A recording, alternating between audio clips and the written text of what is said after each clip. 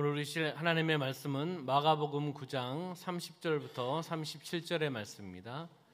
한 목소리로 함께 합독하도록 하겠습니다. 그곳을 떠나 갈릴리 가운데로 지날새 예수께서 아무에게도 알리고자 아니하시니 이는 제자들을 가르치시며 또 인자가 사람들의 손에 넘겨져 죽임을 당하고 죽은 지 3일 만에 살아나리라는 것을 말씀하셨기 때문이더라. 그러나 제자들은 이 말씀을 깨닫지 못하고 묻기도 두려워하더라.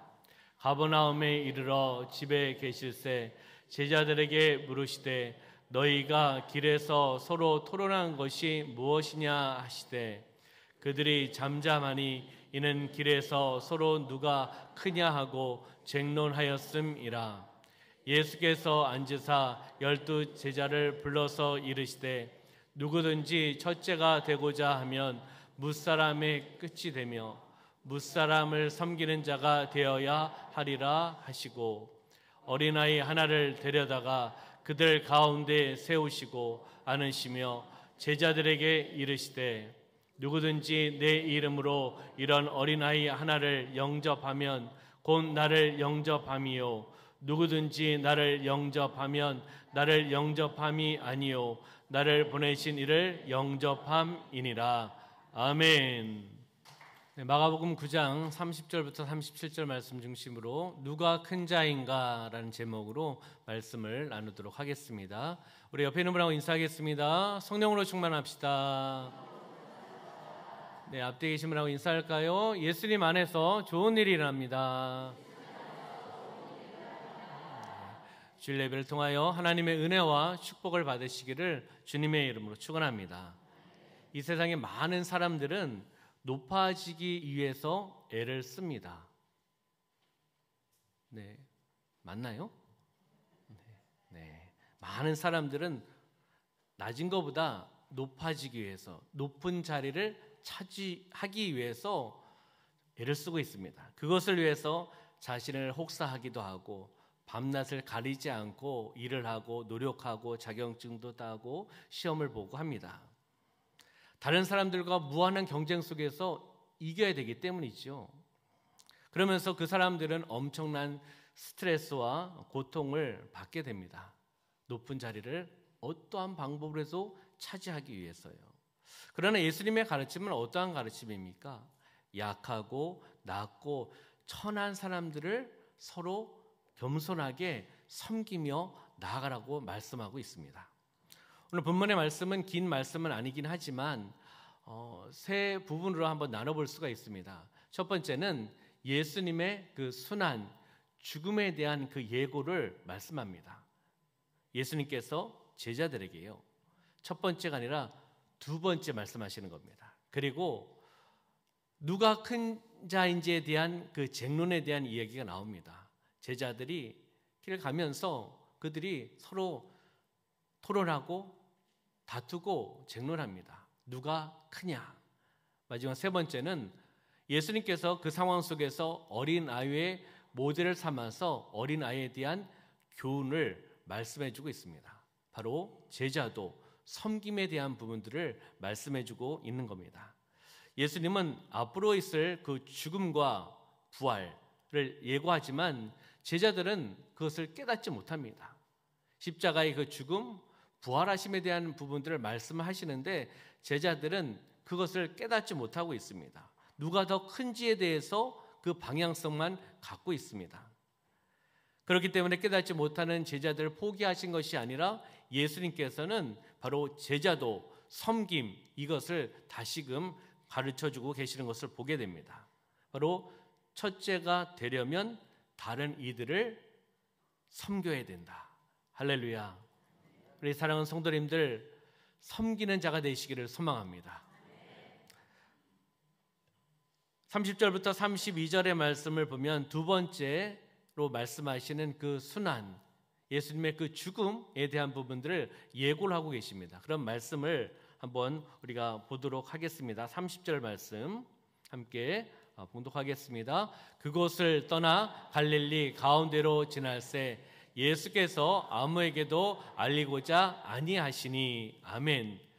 그곳을 떠나 그곳 어디를 이야기하는 것이겠죠. 그러나 이 본문의 말씀에는 그곳이라는 곳이 정확하게 언급되어 있지는 않습니다. 그러나 앞 구절, 앞 사건을 통해서는 우리가 추측하고 바라볼 수가 있는 겁니다.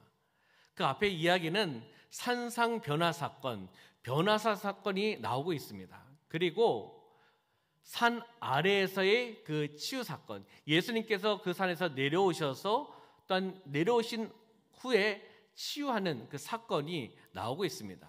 그래서 이것을 본문을 통해서 그곳이라는 것은 산상 변화 사건과 산 아래의 치유 사건이 일어났던 그 현장, 그곳을 어떻게 해요? 떠나 갈릴리 지역으로 가운데로 지나가고 계시는 예수님의 모습을 우리가 볼 수 있는 거죠.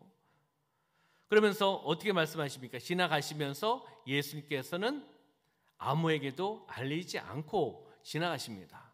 그 이유가 있지 않겠습니까? 예수님께서 내가 일로 지나간다 하면 많은 사람들이 모일 겁니다. 이미 소문이 났죠. 가르치고 치료하고 전파하며 그 사역을 감당하니 많은 사람들이 모일 수밖에 없지 않습니까? 그렇기 때문에 조용히 지나가는 거예요. 그 중심은, 그 이유는 제자들을 가르치기 위해서입니다. 많은 사람들이 오면 제자들 제대로 가르칠 수가 없기 때문에, 사람들로부터 방해를 받기 때문에 조용히 지나가고 계시는 것을 보게 됩니다.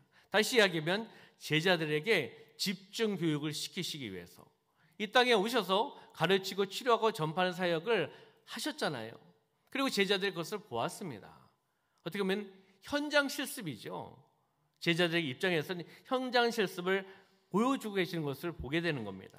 그러면 31절 말씀 보면 31절과 32절 말씀 읽어볼까요? 이는 제자들을 가르치시며 또 인자가 사람들의 손에 넘겨져 죽임을 당하고 죽은 지 3일 만에 살아나리라는 것을 말씀하셨기 때문이더라.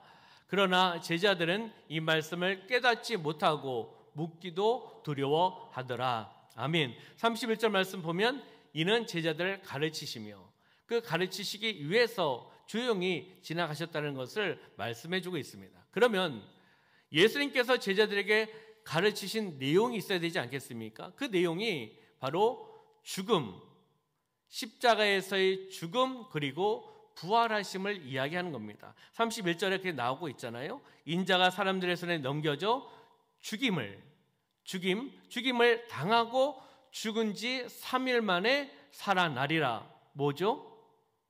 두 자로 부활입니다. 십자가의 죽으심, 부활하심을 누구에게요?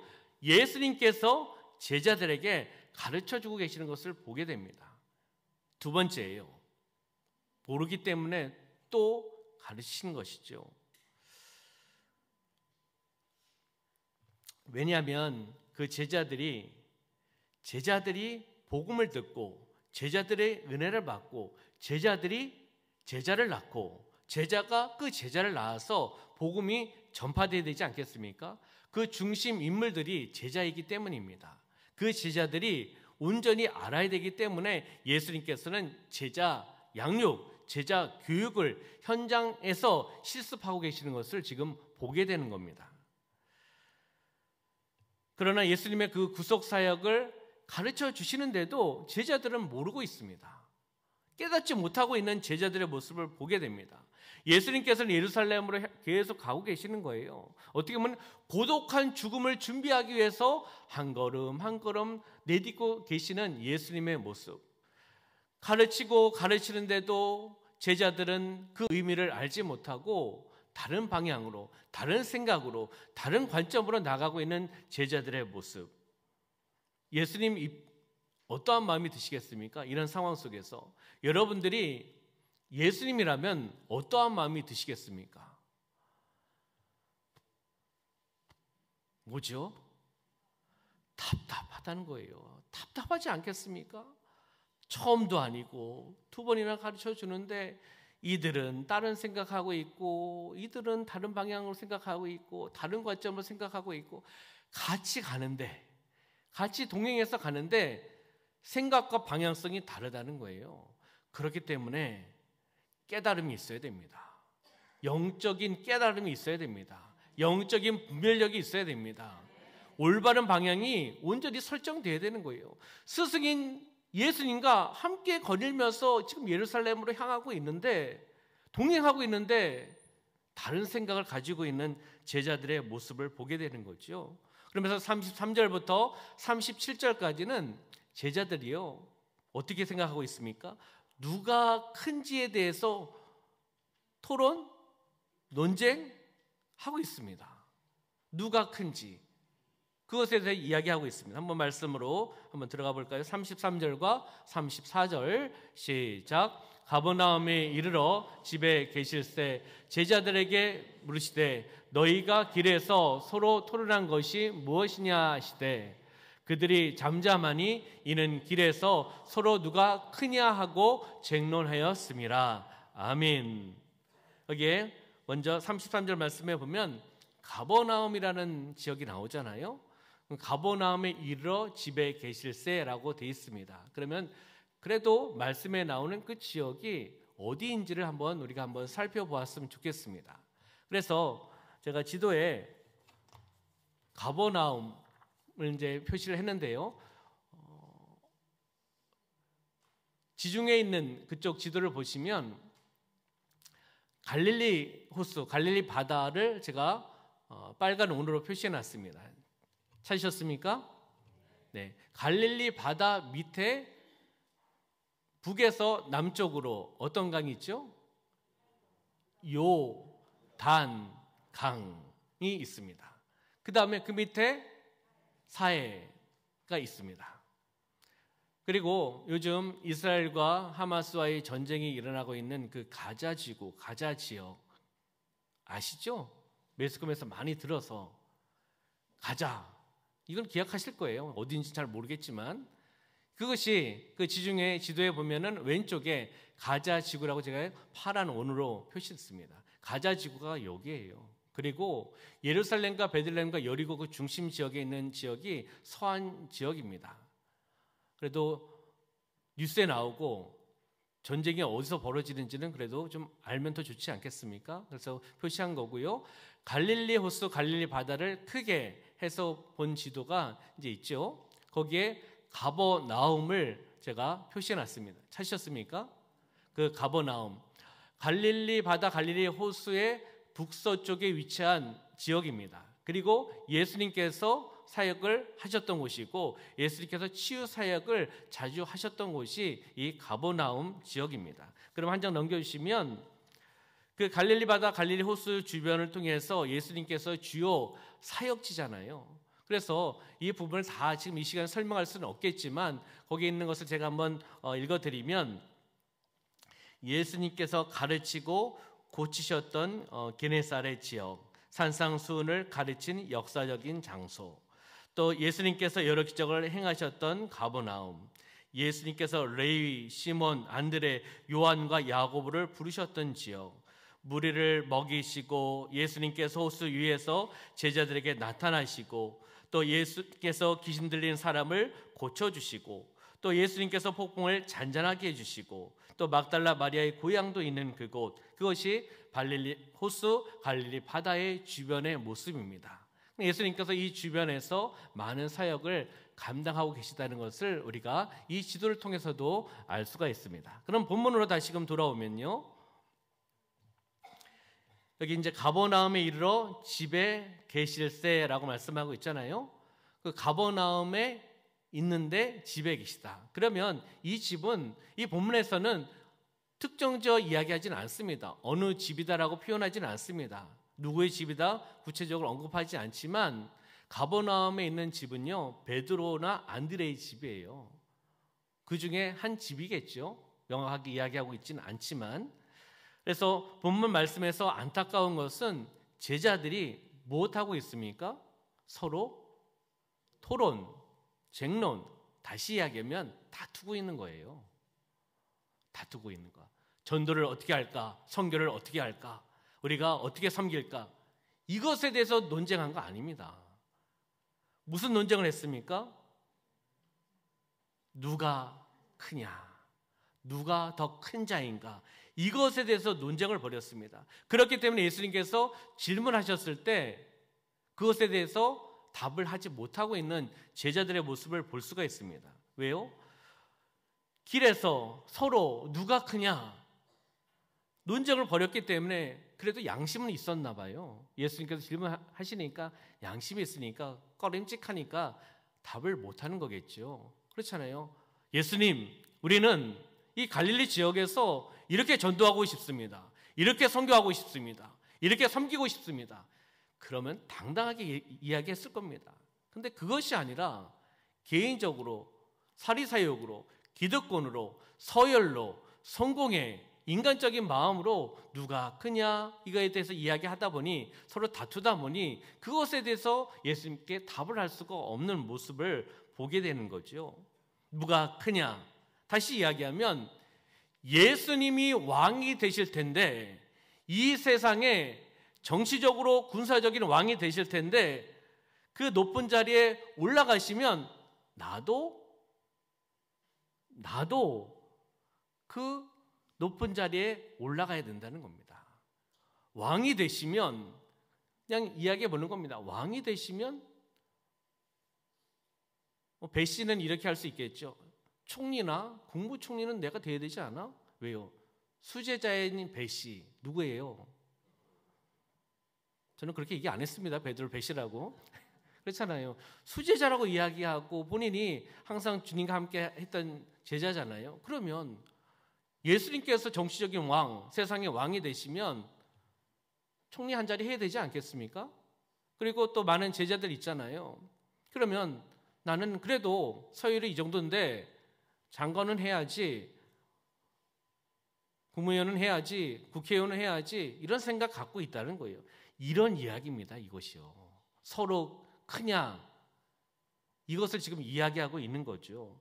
어떻게 보면 서로 내가 높다고 서열 다툼을 하고 있는 거예요. 제자들이요. 왕이 되면 그 자리를 그 옆에 있는 높은 자리를 내가 차지하겠다. 성공과 권력에만 지금 치우치고 있는 제자들의 모습을 지금 우리가 보고 있는 겁니다. 그러면 예수님의 관심과 제자들의 관심을 좀 다시 한번 요약해 보면 예수님의 관심은 십자가, 죽음, 부활 이것에 초점을 지금 맞추고 계십니다. 그리고 이것을 통해 하나님께서 말씀하신 것에 그 사명을 감당하며 나가는 것이 바로 하나님의 영광, 하나님께 영광 올려드리는 것이잖아요. 그러니까 예수님은 거기에 하나님의 영광에 초점을 맞추고 있는 예수님의 모습입니다. 그러나 제자들의 관심은 어디에 있습니까? 쥐입니다. 서열입니다. 출세고 성공에 대해 지금 포커스를 맞추고 있는 겁니다. 예수님과 제자들은 함께 거닐고 있고 함께 동행하고 있지만 생각은 전혀 다른 사람들이에요. 지금요. 방향성이 다르다는 거죠. 예수님의 목적과 제자들의 목적은 지금 다르게 살아가고 있다는 것을 보게 되는 겁니다. 사람들은 보통 잔치나 조직에 큰 자리, 높은 자리에 앉기를 원합니다. 안 그렇습니까? 왜 대답을 안 하세요? 많은 사람들, 보통 사람들 이야기한 겁니다. 예수님께서는 십자가를 지심을 통해서 하나님의 뜻을 이뤄나가고 우리가 하나님 앞에 나갈 수 있는 길을 열어주셨고 구원의 통로 역할을 감당하셨습니다. 무엇입니까? 희생이에요. 십자가의 사건, 십자가의 죽으심은 바로 희생하신, 섬기신 예수님의 그 모습을 우리가 볼 수 있는 겁니다. 그러면 빌립보서 2장 6절과 8절의 말씀이 예수님의 그 모습을 잘 설명해 주고 있습니다. 한번 읽어볼까요? 시작. 그는 근본 하나님의 본체시나 하나님과 동등됨을 취할 것으로 여기지 아니하시고 오히려 자기를 비워 종의 형체를 가지사 사람들과 같이 되셨고 사람의 모양으로 나타나사 자기를 낮추시고 죽기까지 복종하셨으니 곧 십자가에 죽으심이라. 아멘. 자기를 낮추시고 죽기까지 복종하셨다. 무엇입니까? 십자가의 죽으심이라는 겁니다. 예수님께서 이 땅에 오신 거잖아요. 성육식 사건을 통해서 오셔서 아무런 죄가 없으신 그분께서 나를 위해서 우리가 하나님 곁에 나갈 수 있도록 구원을 받을 수 있도록 십자가에서 희생과 섬김을 통해 나가신 예수 그리스도를 우리는 바라보셔야 될 줄 믿습니다. 아멘. 그래서 내려놓으셨잖아요. 예수님께서 이 땅에 오신 것은 바로 내려놓음입니다. 희생입니다. 섬김입니다. 이걸 지금 예수님께서 제자들에게 가르쳐주고 계시는데 모르는 거예요. 왜요? 생각이 다른 데가 있습니다. 세상으로 가 있습니다. 서열 지위로 가 있습니다. 한 자리 얻으려고 하는 그런 인간적인 그런 마음에 달려 있다는 겁니다. 그러면 제자들의 논쟁, 누가 크냐? 왜 논쟁을 했을까요? 왜 논쟁을 했을까? 제자들이요, 아직 미숙한 거예요. 예수님과 함께 거닐고 그 사역들을 바라보고 현장 실습을 하고 있고 직접 예수님을 통해서 가르침을 받고 있는데도 신앙적인 것이나 인격적으로 성숙되지 못했기 때문에 잘못된 방향을 설정하고 잘못된 열정을 가지고 잘못된 행동을 하고 있는 것입니다. 우리의 삶은 어떻습니까? 우리 무엇을 바라보고 있습니까? 제가 계속 강조하고 있는 것은 이겁니다. 올바른 방향 설정이에요. 올바른 방향 설정을 하고 제자들이 잘못된 방향을 설정했잖아요. 그리고 열정은 대단합니다. 한 자리씩 하려고 열정은 대단해요. 그건 잘못된 열정이죠. 믿음의 열정이 아닙니다.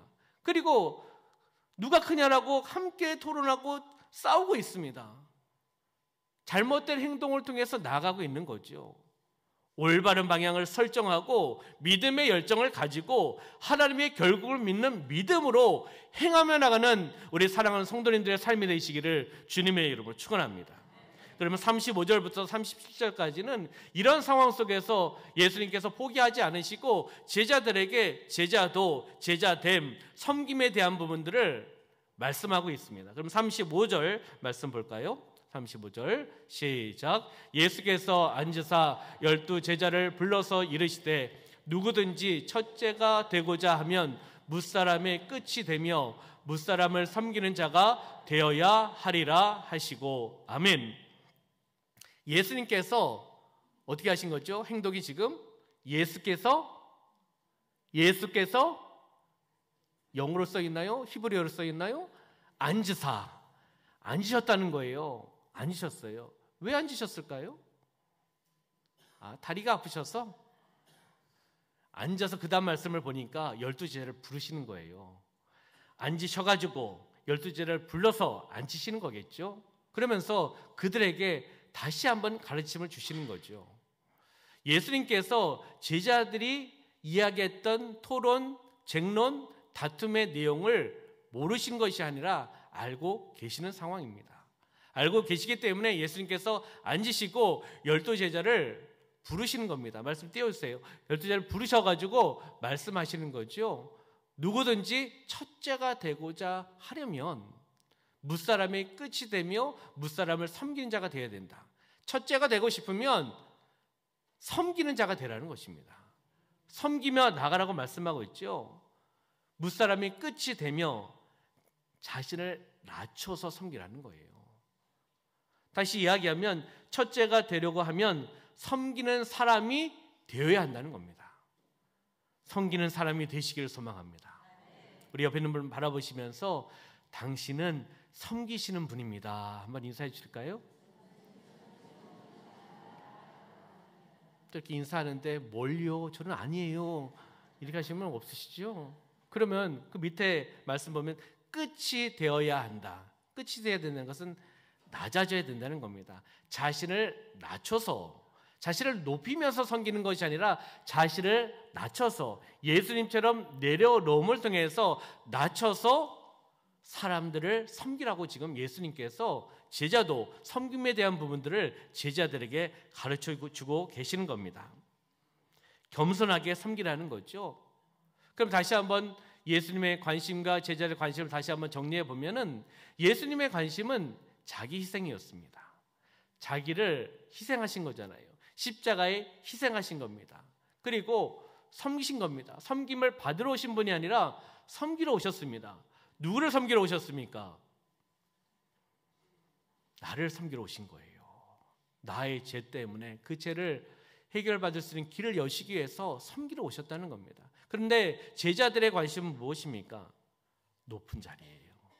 세상적인 높은 자리. 정치적인 높은 자리, 권력의 높은 자리, 이 자리를 차지하려고 하는 것이 제자들의 관심입니다. 전혀 다르죠? 그러면서 36절의 말씀 보면 어린아이가 등장하고 있습니다.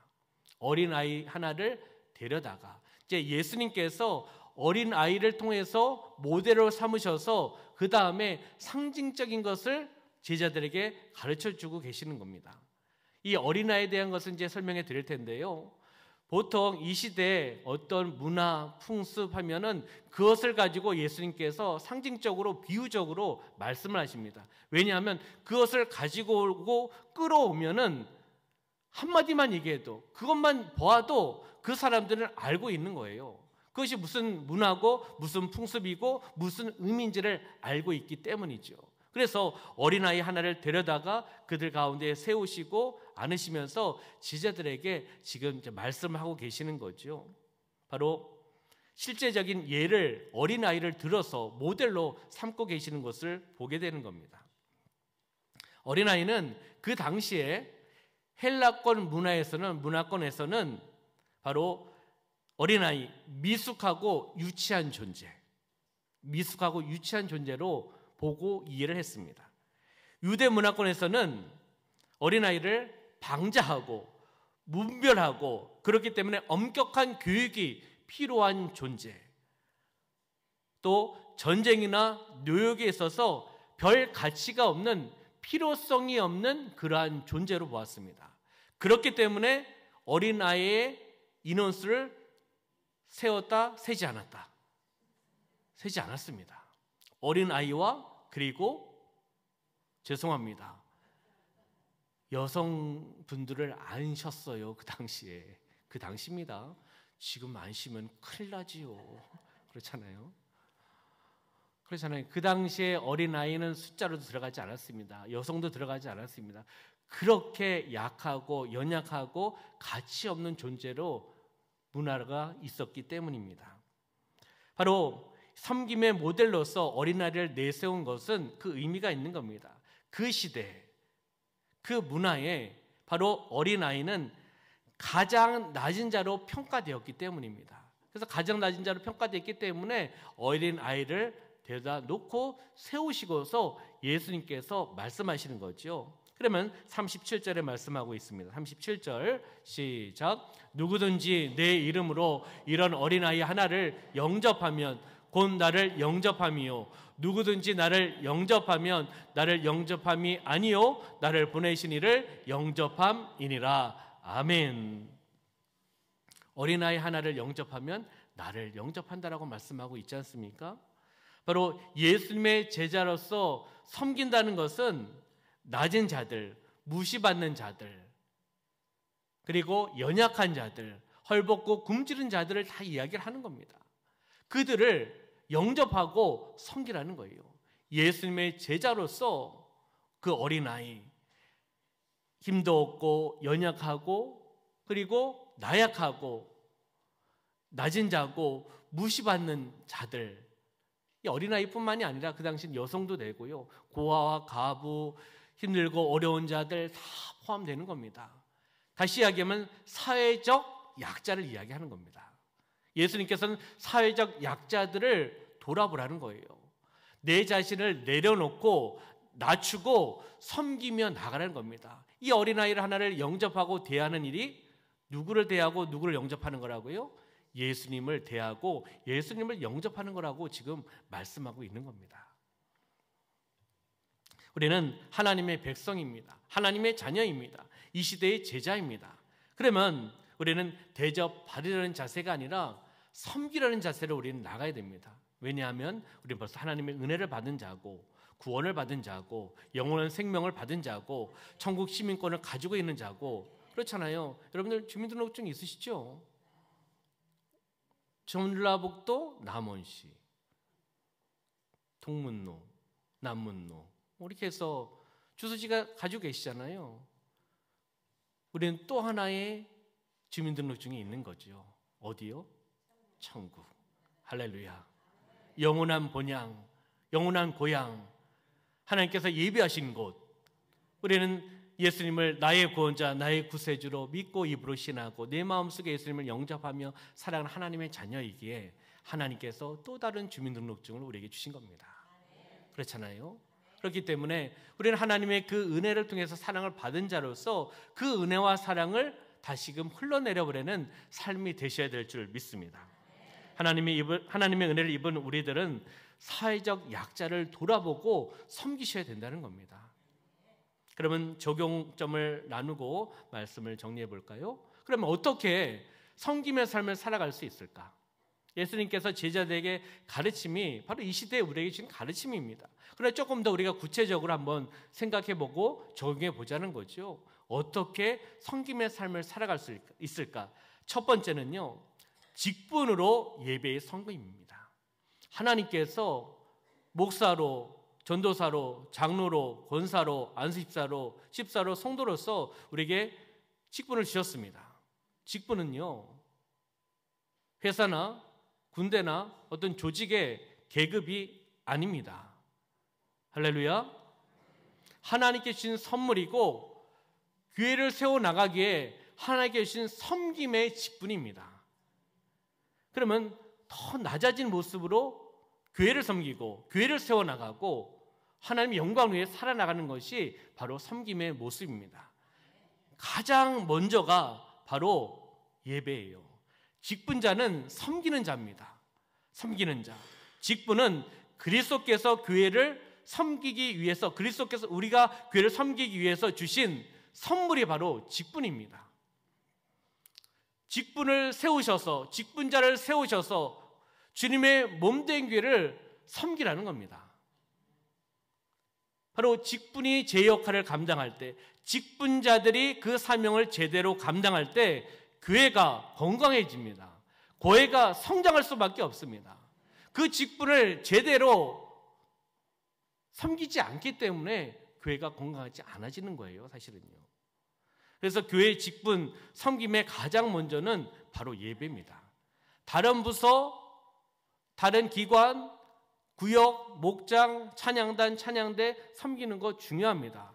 그러나 가장 출발점의 섬김은 예배입니다. 예배로 섬기지 못하면, 예배의 성공자가 되지 않으면 다른 것들은 무의미한 것이 되어버립니다.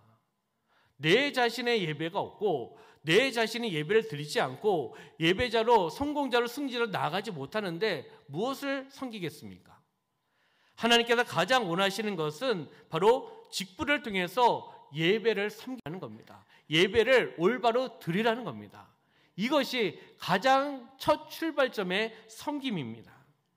목사도, 장로님도, 권사님도, 안수집사님도, 우리 집사님도 함께 협력 관계입니다. 동력 관계입니다.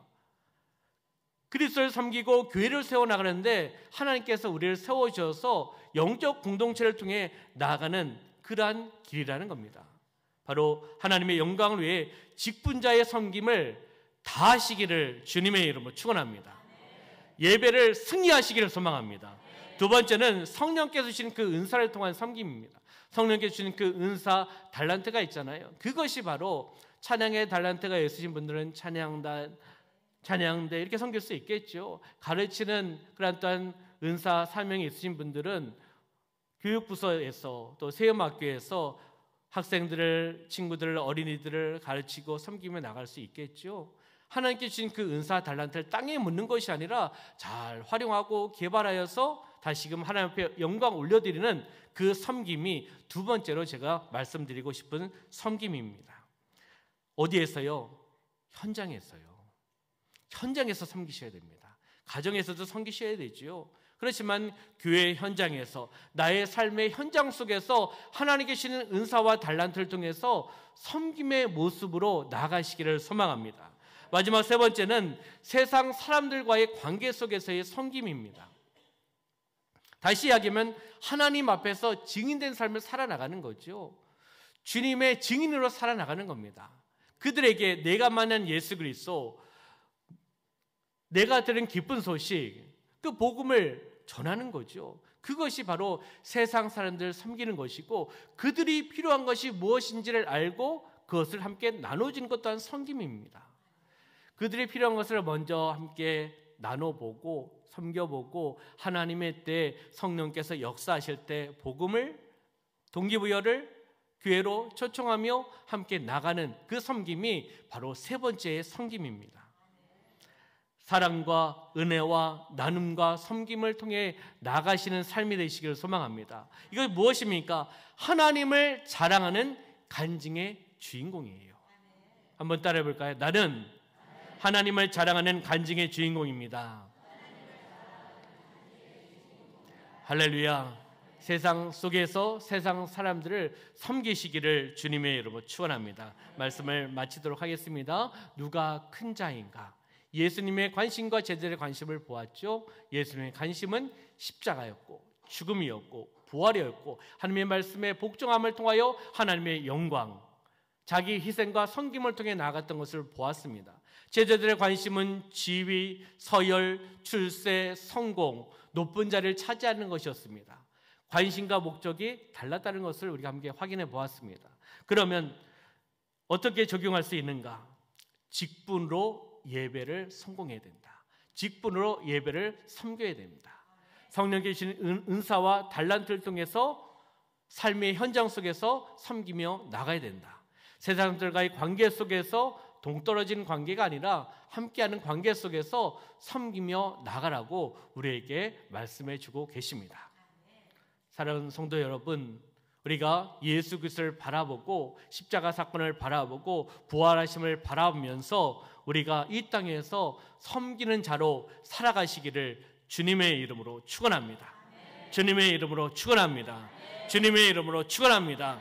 기도하겠습니다. 살아 역사하신 아버지 하나님, 예수님께서 그 제자들에게 죽음과 부활에 대한 것을 가르치셨는데 그들은 그 제자들은 알지 못하고 지위, 서열, 누가 큰 자인가, 출세와 성공과 높은 자리를 차지하기 위해서 서로 토론하고 논쟁하고 싸우는 것을 보았습니다. 우리의 모습은 어떻습니까? 주님, 우리의 관심은 어디에 있습니까? 올바른 방향과 믿음의 열정을 가지고 하나님의 결국을 믿는 믿음으로 예수님께서 관심을 가셨던 것에 우리가 바라보고 순종하며 달려나가는 삶이 되어나갈 수 있도록 인도하여 주시옵소서. 이 땅에서 예수님의 모습을 바라보며 우리 자신이 희생하고 섬김을 통하여 많은 사람들이 주님 앞에 돌아온 데 쓰임받으며 나가는 그 사랑과 은혜와 나눔의 섬김을 통해 나가는 삶이 되어나갈 수 있도록 축복하여 주시옵소서. 하나님 감사드리며 예수님의 이름으로 축복하며 기도하옵나이다. 아멘.